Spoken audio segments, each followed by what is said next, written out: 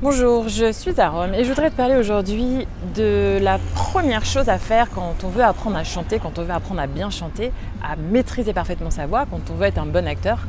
La première chose à faire, c'est d'apprendre à bien respirer. Alors c'est un peu lambda ce que je dis, mais en fait, si vous voulez, la respiration, c'est vraiment la base de votre cathédrale. Votre chant, ça va être la construction de votre voix, ça va être la cathédrale. La base de cette construction, c'est la respiration. Et si la base n'est pas solide, si la base n'est pas précise, tout l'édifice s'écroule. C'est exactement la même chose pour votre voix.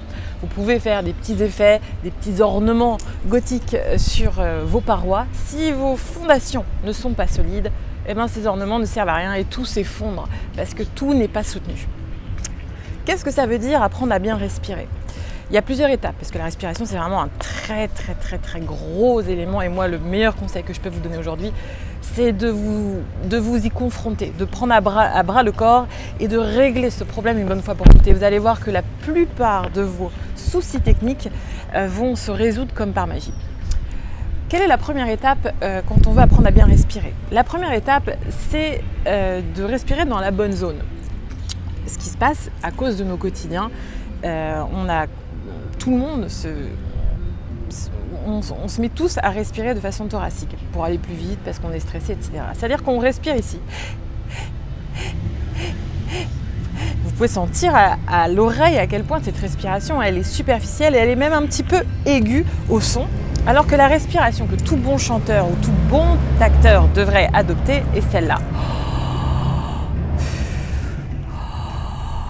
Est-ce que rien qu'à l'oreille, déjà, vous pouvez entendre la différence entre et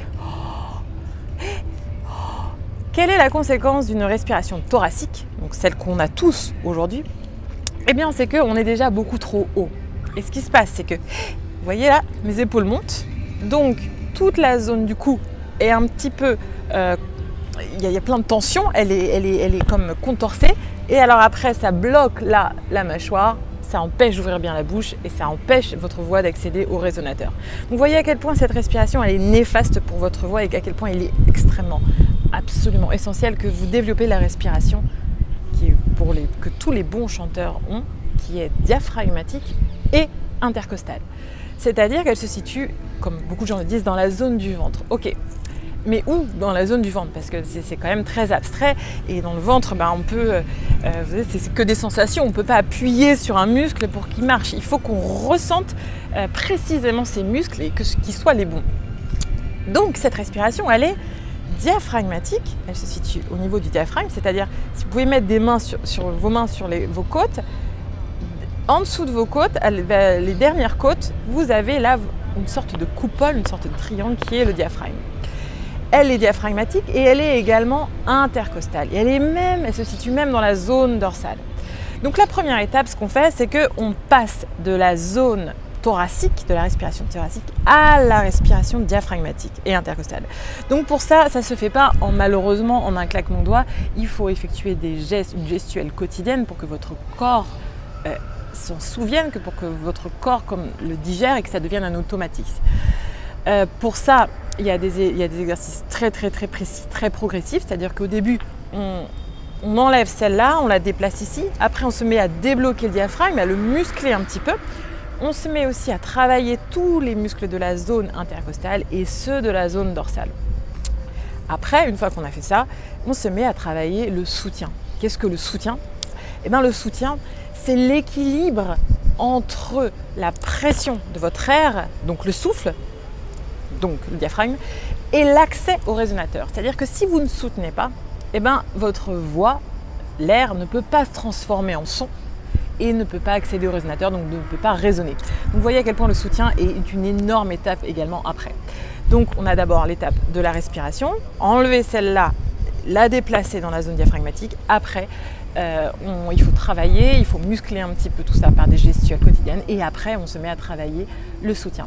Moi je vous parle de tout ça avec des exercices professionnels, c'est-à-dire que ce sont les exercices qu'utilisent tous les grands chanteurs d'opéra et les grands acteurs pour vraiment, si vous voulez, mettre un terme à ce gros problème qu'est la respiration. Vous savez que la respiration c'est le problème de j'ai envie de dire 85% des problèmes techniques sont liés à une mauvaise respiration. Donc c'est vraiment essentiel et vous irez beaucoup plus vite si vous décidez de le régler. Je vous parle de tout ça dans mon club privé, donc vous pouvez vous inscrire. Je vous envoie des mails et je vous donne plein d'informations et je vends aussi des formations avec tout un programme d'exercices progressifs pour vous aider à passer de la respiration thoracique à la respiration diaphragmatique intercostale pour que vous puissiez la maîtriser et que vous puissiez gérer cette soufflerie comme un professionnel avec des exercices très précis qu'on enseigne dans les conservatoires et que tous les grands chanteurs utilisent et les grands acteurs également. Donc écoutez, moi je peux vous conseiller de me suivre. Vous inscrivez, il y a le lien est dans ma bio. Et puis je vous dis à très vite pour de nouvelles vidéos. Ciao!